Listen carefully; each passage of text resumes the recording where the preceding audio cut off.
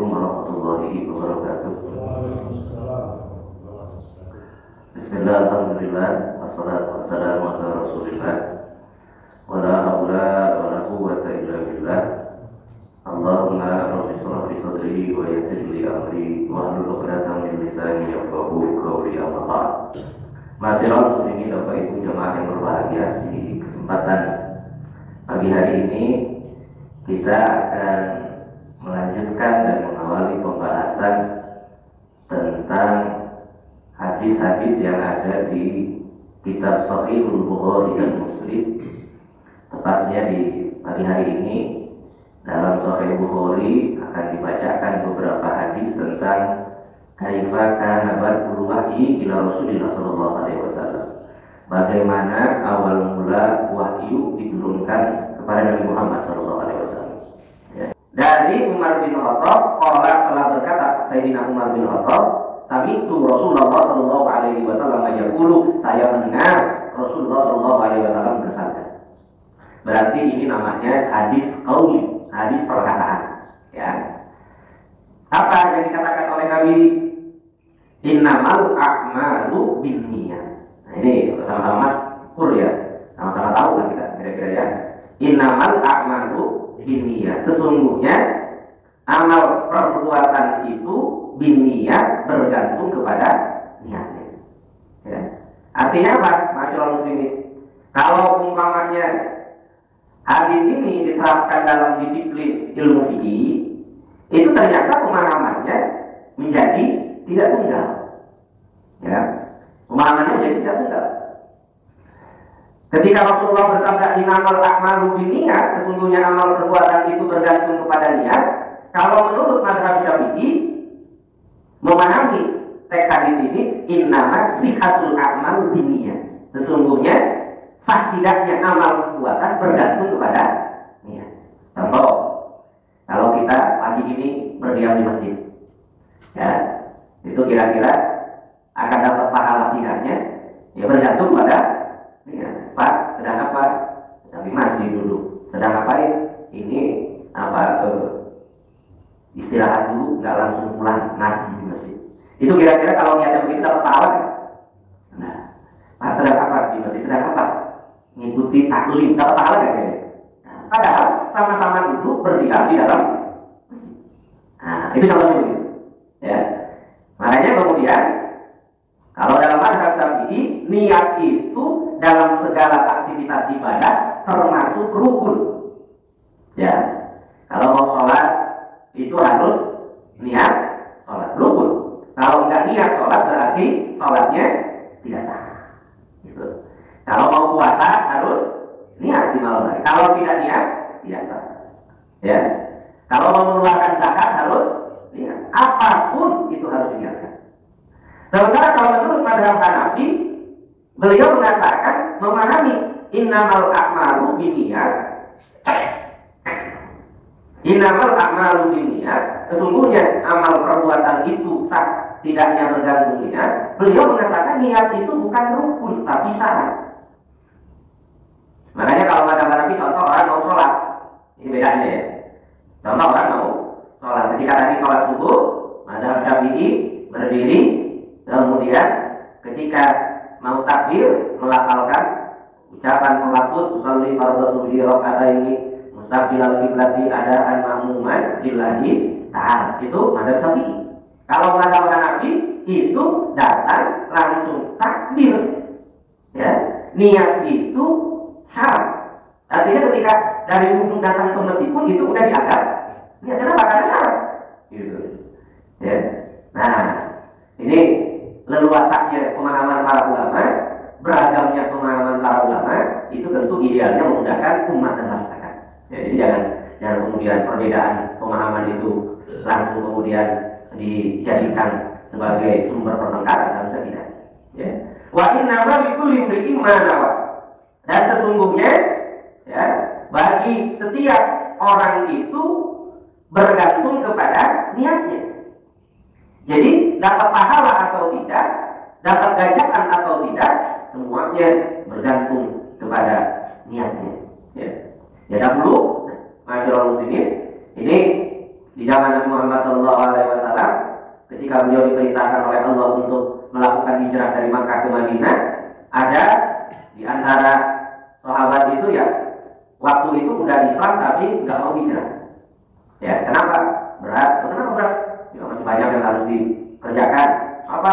Ya, ngurus rumah, ngurus harta, ngurus properti, ngurus kekayaan, niaga dan lain sebagainya. Oh, dia nggak mau hijrah. Kemudian ketika dia saat itu sedang mengincar seorang perempuan muslimah untuk dijadikan sebagai seorang istri, itu si perempuan muslimah tadi nggak mau. Ya, sampai kemudian perempuan muslimah tadi berangkat hijrah ke Madinah.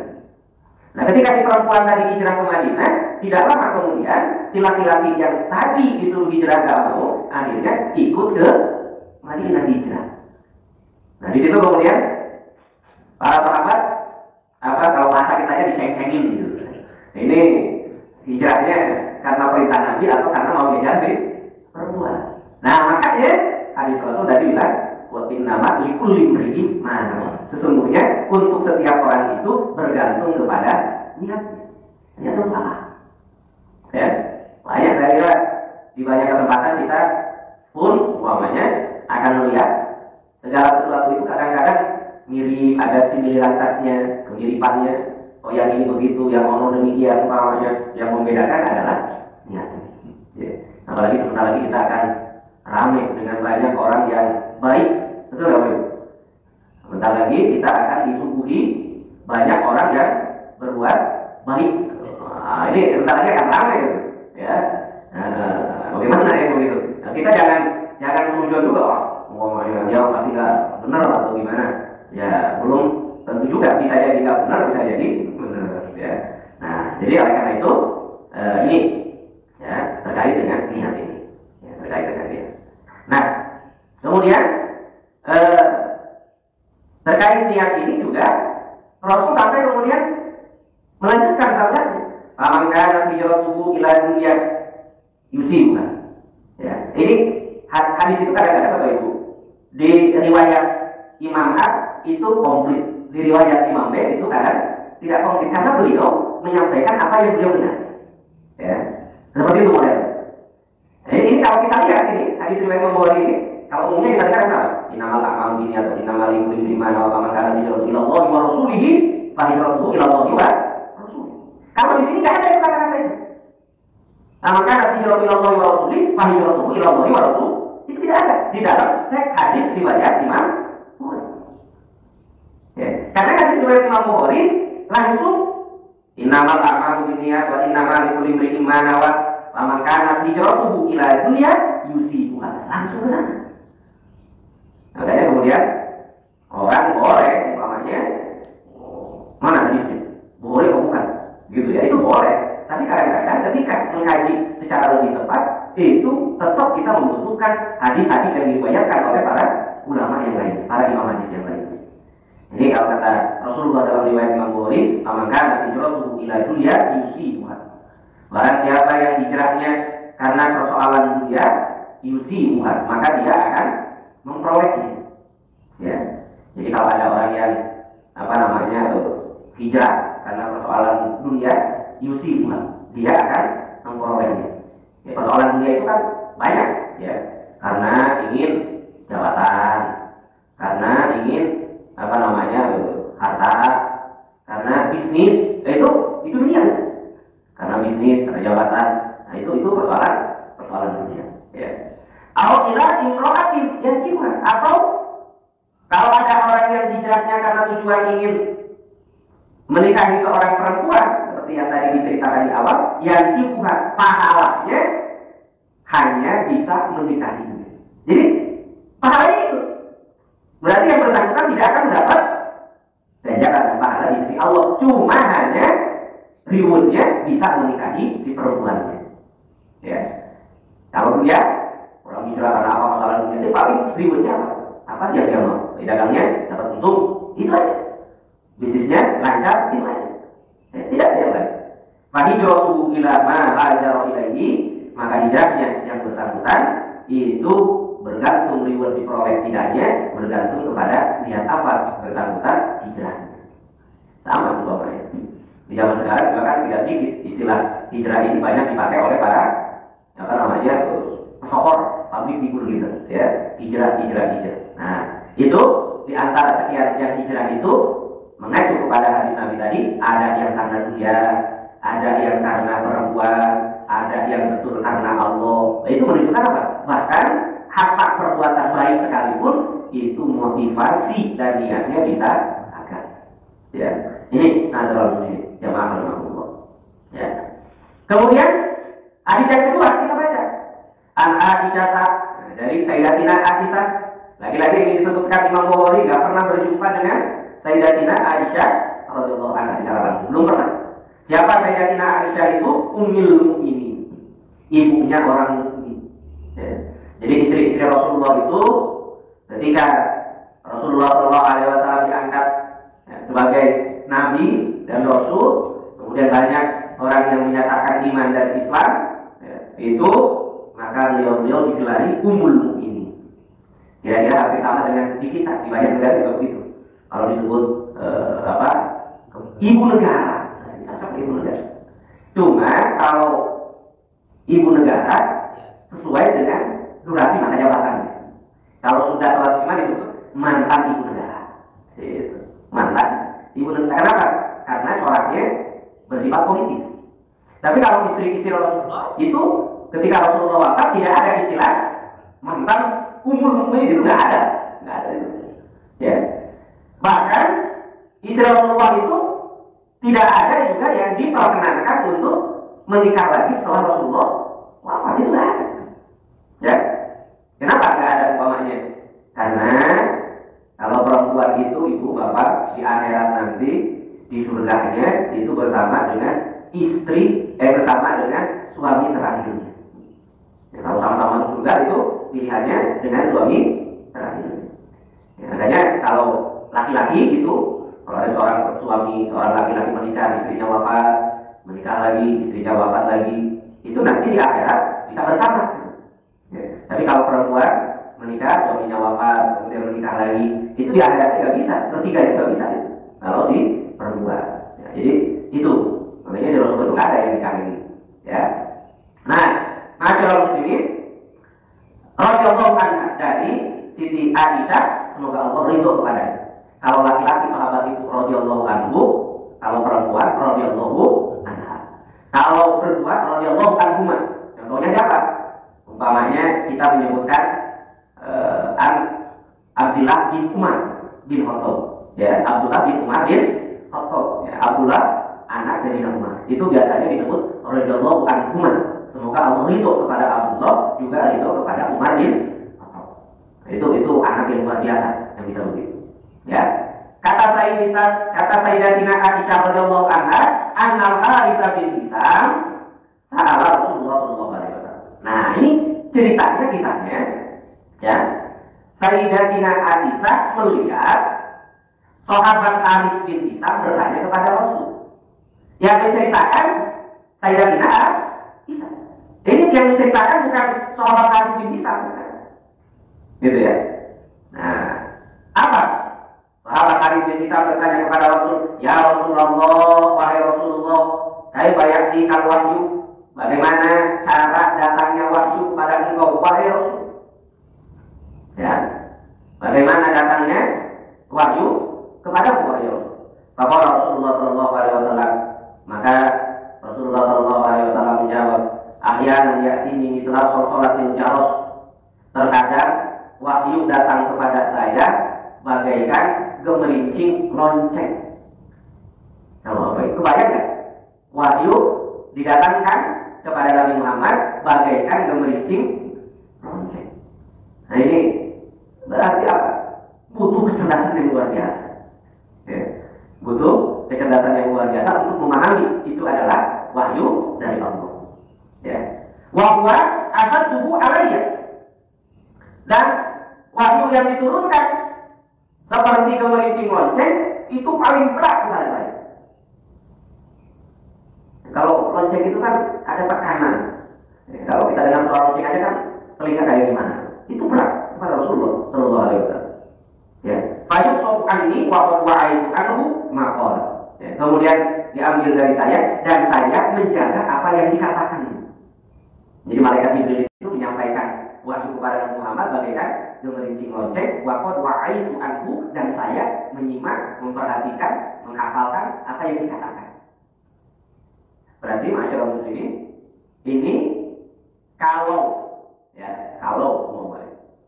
ada orang yang meragukan wahyu yang diterima oleh Nabi Muhammad SAW, ya, itu maka tentu dalam pandangan umat Islam yang bersangkutan terkategori bukan orang yang beriman. Gitu. Dan makanya ketika kita mengamati tentang bagaimana ajaran agama Islam ini diturunkan oleh Allah kepada Nabi Muhammad, itu semuanya harus dilakukan dengan pendekatan keimanan, kepercayaan. Ya. Sekali saja kita tidak percaya kepada benarnya Nabi Muhammad, runtuh bangunan Islam. Makanya ada Asy'ariyah dalam bidang akidah itu merumuskan yang kita kenal. Sifat-sifat usul ada berapa? 4. Sidik, amanah, tabligh, tauhid. Itu rumusan dari mana? Ada nggak dari Al-Quran langsung menyebutkan Rasul wajib punya 4 sifat ini? Tidak ada. Ada nggak langsung dari hadis? Tidak ada. Dari mana rumusan itu hadir? Dikonseptualisasikan oleh Imam Abu Hasan Al-Asy'ari yang nanti kita kenal para pengikutnya dengan mazhab Asy'ariyah atau Asy'ariyah. Itu Imam Abu Hasan Al-Asy'ari. Sidik benar. Ya. Rasul itu harus kadang-kadang kalau kita gimana? Kadang benar, kadang agak sedikit benar, agak setengah. Ya. Tidak sedikit masyarakat itu, wah kalau menguntungkan saya benar ya. Kalau kira-kira akan merugikan, benernya setengah. Itu kadang-kadang begitu. Kalau Rasul tidak benar, sedikit Rasul. Jadi yang kedua aman. Ya. Rasul itu terpercaya, aman. Ya. Ya. Kita pun idealnya aman. Yang ketiga tabligh, menyampaikan. Nggak ada rasa takut, khawatir. Ya. Makanya kalau dalam Al-Quran itu apa? La khaufun 'alaihim wa la hum yahzanun. Itu kalau para wali Allah itu tidak ada perasaan takut, tidak ada perasaan sedih. Ya apalagi Nabi. Itu beliau tidak ada istilah takut. Oh, kalau ini kayaknya takut begini, takut begini, enggak, mati dulu. Tidak ada yang dikhawatirkan. Nah itu yang ketiga. Yang keempat, fatona, cerdas. Harus cerdas. Ya, coba kita bayangkan momennya. Kalau kita sekarang sedang ngaji kira-kira apa yang tersampaikan 100% kita terima nggak? Kita hafal nggak ya? Tersampaikan di pagi hari? Tidak. Mungkin jangan hanya Bapak Ibu. Saya kalau diminta ulangi persis 100% juga nggak akan bisa. Ya. Tapi kalau Nabi dan Rasul, orang cerdas. Jadi kalau zaman sekarang udah kayak recording gitu ya. Itu udah kayak recording. Apa yang disampaikan malaikat Jibril, A sampai Z-nya persis. Itu bagi Rasulullah SAW. Ya. Sebab kalau wahyu tidak begitu, berarti kalau istilah orang IT itu, peneliti IT itu sudah apa? Terjadi manipulasi. Bahasanya begitu. Kalau ditambahkan, dikurangi, diedit itu udah manipulasi. Tapi kalau Rasulullah verbatim, apa yang disampaikan malaikat Jibril itu yang disampaikan oleh beliau tanpa ada ditambahi, tanpa ada dikurangi. Persis. Ini dahsyat. Ya. Wa ahyanan yatamassalu li al-malaku rajulan. Terkadang wahyu itu didatangkan kepada saya dengan menyerupainya malaikat Jibril kepada seorang laki-laki. Biasanya yang diserupai itu namanya Dihyah al-Kalam. Orang yang rupawa, ya, orang yang bagus, rupawa. Nah ini cerminan dari. Fayukan limuni, maka malaikat Jibril yang menyerupai seorang laki-laki itu ngomong berbicara kepada saya, fa'ai mayakulu, maka saya merekam apa yang dikatakan oleh malaikat Jibril. Karena malaikat Jibril itu kalau datang kepada baginda Rasul dalam rupa dan bentuk wujud aslinya, gedenya luar biasa. Ya. Bumi yang kita isi ini itu tidak ada apa-apa yang dibandingkan dengan besarnya malaikat Jibril kalau wujud asli. Nah, makanya beliau kalau mau menjumpai Nabi Muhammad tadi dengan menyerupai seorang laki-laki. Seorang laki-laki berjumpa datang kepada Nabi, ngomong. Kemudian dia diomongkan itu direkam oleh baginda Rasul. Itu kira-kira berarti kanjeng Nabi-nya tahu nggak itu adalah malaikat? Ya tahu. Ya. Karena apa? Kok bisa tahu? Kalau kita tahu nggak Bapak Ibu? Oh, ini yang kata malaikat. Tahu nggak kira-kira? Kita mah nggak tahu, kecuali nanti malaikat Israil. Baru kita tahu ini yang datang malaikat Israil. Ya. Tapi kalau di luar malaikat Israil, ya mungkin kita kan terhalang, nggak tahu. Tapi kalau kaki Nabi Muhammad, tahu. Ini yang datang malaikat Jibril. Nah, seperti itu Mas. Ya. Nah, kemudian kalau Aisyah itu radhiyallahu anha, Sayyidatina Aisyah radhiyallahu anha juga berkata, ketika tadi beliau menyampaikan kisah yang terjadi antara Nabi Muhammad dengan sahabat Haris bin Hisam, itu kan berarti kira-kira coba kita bayangkan, yang dikatakan oleh Sayyidatina Aisyah itu harus pintar nggak beliau ini? Siti Aisyahnya harus pintar. Nabi ditanya oleh Haris bin Hisam, perkataan Haris direkam oleh Siti Aisyah, jawaban Nabi Muhammad juga direkam oleh Sayyidatina Aisyah. Itu yang kemudian diriwayatkan lagi oleh beliau. Jadi ya. Jadi sebenarnya ya umat Islam ini butuh kepada orang-orang yang pintar. Butuh orang yang pintar. Nah, qalat Aisyah radhiyallahu anha, Siti Aisyah berkata, walaqad ra'aituhu, dan pernah sungguh saya melihat Nabi yanzilu alaihil wahyu, turun wahyu kepada Nabi fil yaumi syadidil bardi, di hari yang sangat dingin sekali. Baru Nabi Muhammad pernah dilihat menerima wahyu Siti Aisyah pada kondisi cuaca sangat dingin. Nah, berarti kalau kita nyebut sekarang musim apa? Musim dingin, sangat dingin kan? Ya. Kalau kita sekarang panas ya, Tangsel itu sekarang sedang, ya kemarin pernah berapa. Nah, fayaqsimu anhu wa inna jabinahu la tafasad du'al. Dan apa? Dahi baginda Rasul ketika beliau menerima wahyu apa? Dahinya bercucuran keringat. Saking apanya? Saking beratnya. Ya, makanya ini kita kalau mencoba melihat dari sudut pandang keimanan, bukan keimanan. Terkadang ketika ada orang yang mencemooh Nabi dengan sebutan apa? Orang gila, orang sakit. Kenapa? Karena terima wahyu seperti orang yang tadi, gitu ya. Kan orang-orang kafir Mekah itu tidak percaya kepada Nabi Muhammad karena melihat fenomena-fenomena tadi disebut gila Muhammad. Ngakunya apa-apa dapat wahyu, padahal prosesnya seperti tadi. Kayak orang yang menggigil, gitu kan? Itu dianggap apa? Orang gila. Gitu. Tapi karena kita pendekatannya adalah pendekatan keimanan, kita ingin mengatakan apa yang terjadi pada Nabi Muhammad, saking beratnya wahyu yang diterimakan oleh malaikat Jibril kepada Nabi Muhammad, sehingga beliau menggigil. Ya, itu sangat wajar sebenarnya Bapak Ibu. Kenapa? Karena yang disampaikan oleh malaikat Jibril itu adalah kalam Allah. Ya, kalam Allah. Sementara baginda Nabi Muhammad posisinya itu sebagai manusia yang terdiri dari ruh, jasad, tulang, daging, darah, dan seterusnya. Maka ketika mendapat wahyu yang merupakan kalam Allah, otomatis beliau tubuhnya memberikan reaksi yang seperti itu. Ya. Ya, saya kira sama lah mungkin kalau ada di antara kita, ya, ketika ada orang yang mungkin sudah mengalami tindakan medis, kemudian di dalam tubuhnya disimpan, ditanamkan benda yang asing pada tubuhnya, kira-kira tubuhnya akan bereaksi? Akan bereaksi. Nah, ini apalagi wahyu dari Allah Subhanahu wa Ta'ala. Nah, ini masyaallah muslimin, jamaah rahimahullah. Ya. Kemudian ini pada hadis yang berikutnya yang bersumber lagi-lagi dari sahabat Aisyah istri Rasul Ummul Mukminin. Ya. Beliau menyampaikan kronologi awal Nabi Muhammad mendapatkan wahyu. Ini kalau ditanya umpamanya kok bisa?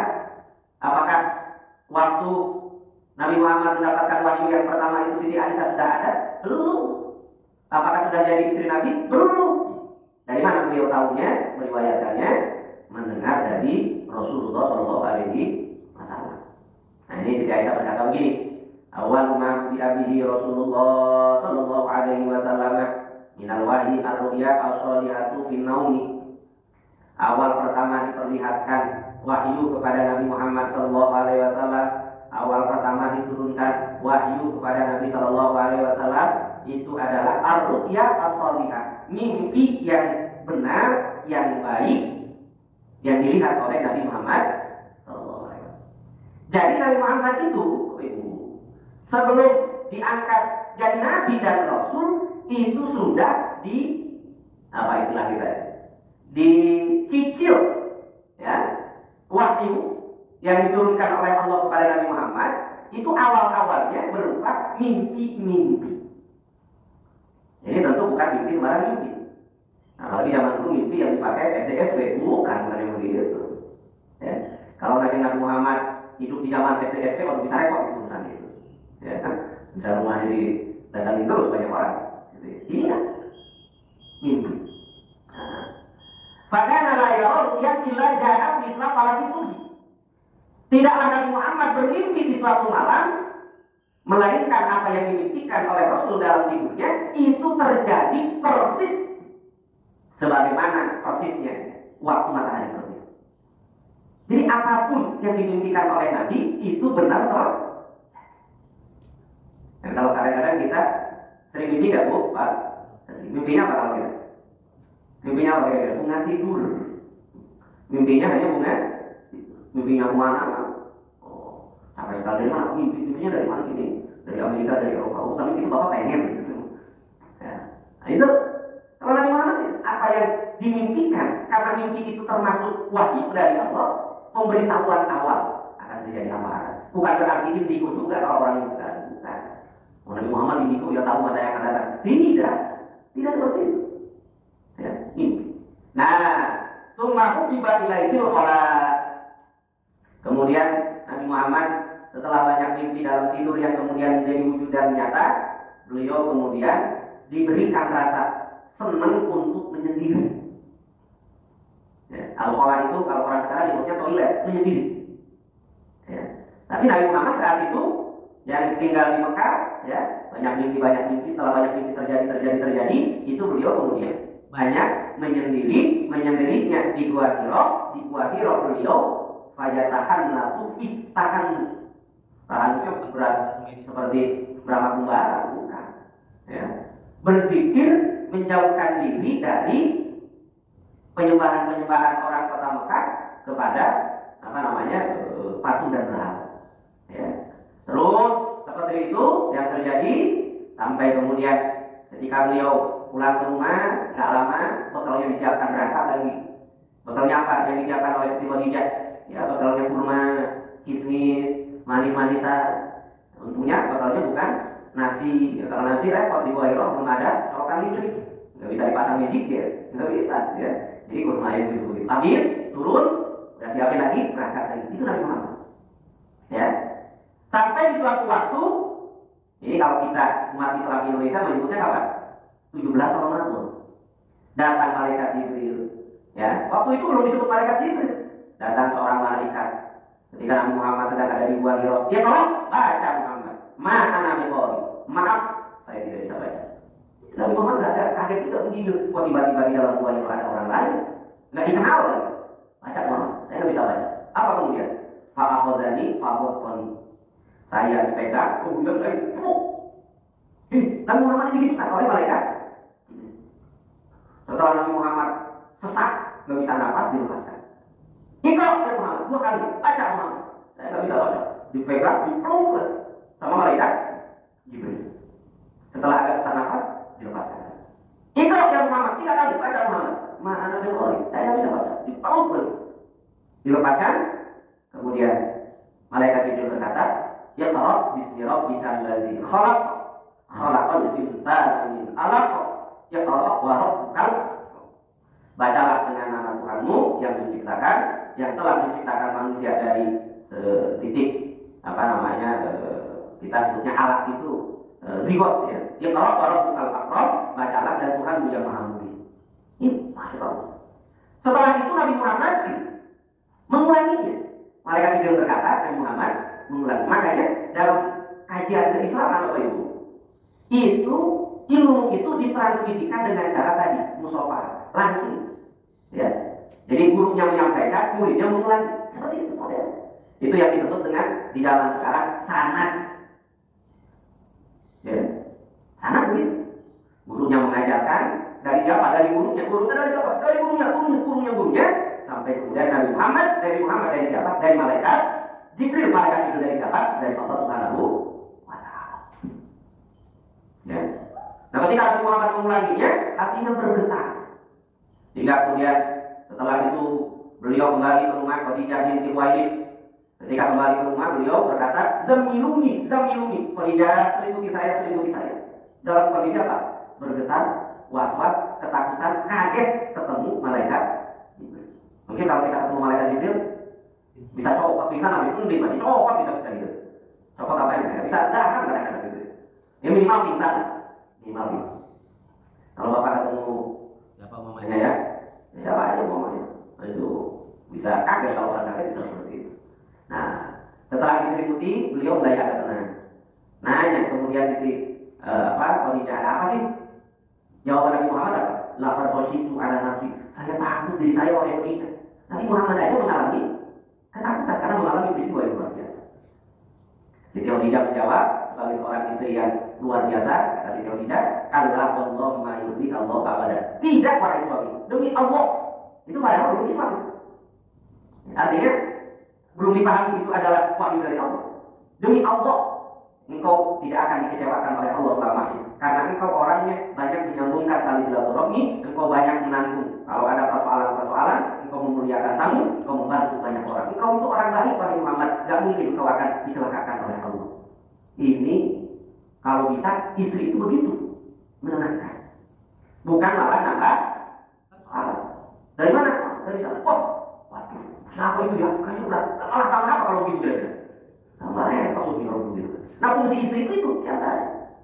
Ya, alhamdulillah ya bapak-bapak ya, semuanya ibu di rumah seperti itu kira-kira. Berarti ini Khadijah alhamdulillah. Kalau punya istri yang begitu apa ibu, kalau belum waktunya jangan ibu, itu luar biasa. Kalau belum waktunya, jangan. Bukan hanya menenangkan, ini lagi hebat. Itu Khadijah ini, masya Allah, hebat ya. Bukan hanya menenangkan, akhirnya apa? Demi untuk semakin diri Rasulullah mantap, tidak ada ragu, kata Siti Khadijah, ayo, pada suamiku kita berangkat ke Waraqah bin Naufal bin Asad bin Abdul Uzza. Itu sepupu saya. Ayo kita ke sana. Ngapain ke sana? Karena Waraqah bin Naufal itu seorang laki-laki yang di zaman jahiliyah beragama Nasrani, tapi dia orangnya pintar, menulis Injil dengan bahasa Ibrani. Itu termasuk orang langka di zaman. Jadi apa? Waraqah bin Naufal. Beliau seorang laki-laki yang sudah tua, tidak bisa melihat. Ketika datang ke situ, dia berkata, "Wahai sepupuku, dengarkan nih, Muhammad mau bicara." Nah, Muhammad ngomong dari awal sampai akhir.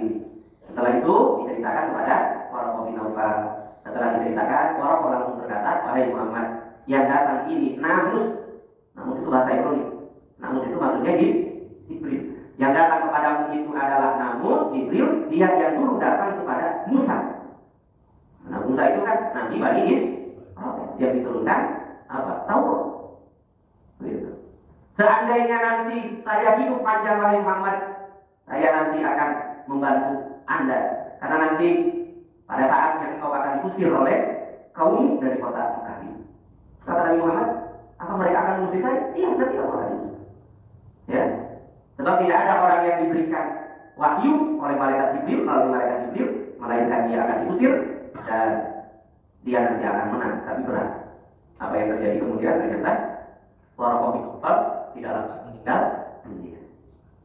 Nah, jadi masalah muslim apa yang jamaah Rasulullah, turunnya wahyu yang diterima oleh Nabi Muhammad itu berat dan tidak berat, gitu ya. Karena tadi faktor lain. Yang mudah-mudahan sedikit pembahasan awal tentang bagaimana cara wahyu diturunkan, masih menguatkan kita untuk terus mengkaji ilmu agama, mengkaji hadis Rasulullah, termasuk juga mengkaji tentang riwayat Nabi Muhammad SAW. Saya kira demikian yang bisa disampaikan. Barangkali ada yang mau diutarakan, apa Ibu? Silakan. Ya baik, karena mungkin udah. Oh iya, makasih. Waalaikumsalam. Terkait tadi tindakan alhamdulillah. Ya. Bisa dijelaskan definisi daripada niat sendiri? Seperti niat puasa atau sholat, ucapan cukup tidak. Ya baik. Niat itu disebutkan oleh para ulama definisinya qasdu syai'in muqtaronan bi fi'lihi. Ya, mau melakukan sesuatu prung. Nah, itu namanya niat. Qasdu syai'in muqtaronan bi fi'lihi. Mau melakukan sesuatu saat itu langsung dikerjakan. Itu namanya niat. Umpamanya, Pak mau kemana? Mau ke warung. Itu udah sampai jalan, itu niat namanya. Gitu ya. Pak mau kemana? Mau ke masjid. Sambil jalan keluar, itu namanya niat. Pak mau kemana? Mau ke masjid. Tapi masih di kamar, rebahan. Masih umpamanya selimutan. Itu bukan dulu namanya. Bukan niat. Jadi itu definisinya. Ya. Qasdu syai'in muqtaronan bi fi'lihi. Nah, kalau apakah harus diucapkan? Tidak. Jadi tempat niat itu adanya di dalam hati, gitu kan? Ya, tempat niat itu semua ulama sepakat tempat niat itu ada di dalam hati. Tapi bagaimana kalau orang berucap menyampaikan niat? Ya, seperti mamanya tadi, kalau mau sholat subuh, ya, ketika sebelum takbiratul ihram, usolli fardhu subhi raka'ataini mustaqbilal qiblati adaan ma'muman lillahi ta'ala Allahu akbar. Nah, usolli itu bukan niat, itu namanya talaffuz, pelafalan. Ya. Dalam pandangan mazhab Syafi'i, pelafalan talaffuz itu hukumnya bagus, hukumnya sunnah. Supaya apa? Membantu fokus ketika niat di dalam hati. Jadi kalau orang mau sholat subuh itu kan usolli fardhu subhi raka'ataini mustaqbilal qiblati adaan ma'muman lillahi ta'ala Allah. Nah, itu yang itu. Ketika takbiratul ihram, Allah, mulutnya berucap Allahu akbar, hatinya di dalam berkata, saya berniat melaksanakan sholat subuh 2 rakaat menghadap kiblat makmum karena Allah Subhanahu wa taala. Makanya kemudian, bagaimana apakah harus bahasa Indonesia? Apakah harus bahasa Arab? Niat itu boleh bahasa Arab, boleh bahasa Indonesia. Kalau bahasa Arab berarti mengulangi apa yang dilafalkan tadi sebelum takbiratul ihram. Ya.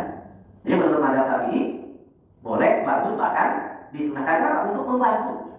Karena kadang-kadang orang kalau mau niat sholat itu sebelum berangkat, sebelum ketemu, sebelum nyampe di masjid itu kadang-kadang